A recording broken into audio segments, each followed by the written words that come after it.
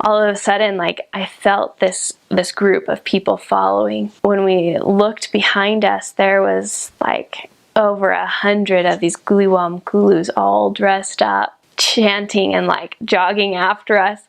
Oh my gosh, I have never been more scared in my life, but like, you have to pretend like you're not.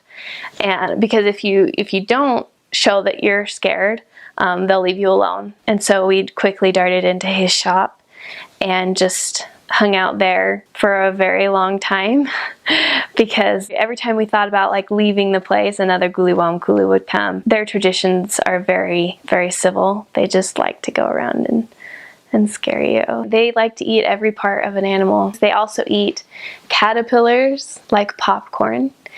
So that was pretty fun to try the caterpillars. They were called mopani worms. They would just sell them in the market, and then you'd take them home and you'd bake them. They did not smell very nice, but they tasted fine. They eat ants. They eat field mice. I never tried that though. I don't know how that tastes. They definitely know how to use their resources, and they use them well. My first meal, it was ensima with kapenta. Kapenta are these little itty bitty tiny fish found in Lake Malawi. They just take them out and they dry them, and they're very salty, and you just kind of cook them and warm them up. You eat the entire thing, the head, the tail, everything. Ensima it's like our cornmeal. You mold it with your hands and you eat it with your hands, and so you just take a little bit, and then they always have side dishes.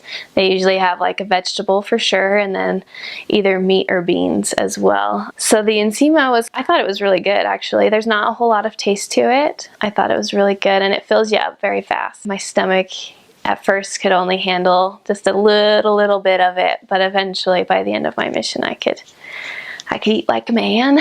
The way they prepare their food, they usually use a lot of cooking oil, and they kind of steam fry their vegetables. We used to like to say that pretty much anything green the Malawians eat, which isn't completely true, but they eat a lot of green things. One of my favorite foods was pumpkin leaves, like our orange pumpkins. Just the leaves of that plant is actually edible, and it's quite tasty. It's a good thing I went on a mission, because before my mission I didn't like vegetables, especially squash, but they eat a lot of squash. They tend to keep their flavors very natural. My companions would buy these packages of soup, and that's what they use as seasoning. It like thickens your broth up and it gives you flavor. Chicken was expensive there. The biggest cultural shock is libola. The husband has to pretty much buy his bride. In Malawi, and they still honor libola, but they'll just say, give us 2 chickens.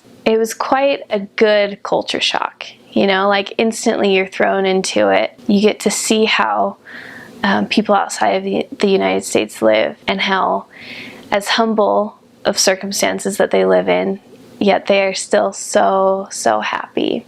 And they believe in families, and they work together, and they're very hard workers. They don't let the insignificant things bother them, and they have so much love for other people. It was a pretty neat thing to be a part of that.